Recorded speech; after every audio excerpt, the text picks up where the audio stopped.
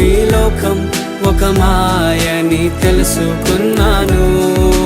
ఏది నా సొంతం కాదనుకున్నాను. తప్పిపోయిన కుమారుని నేనైతే నా కొరకై నిరీక్షించే తండ్రి నా యేసు. తప్పిపోయిన కుమారుని నేనైతే నా కొరకై నిరీక్షించే తండ్రి నా యేసు. ఈ లోకమంతా నేను వెతకినా నాకు లేదయ్యా ఎక్కడా ఆనందం. నీ సన్నిధిలో ఒక్క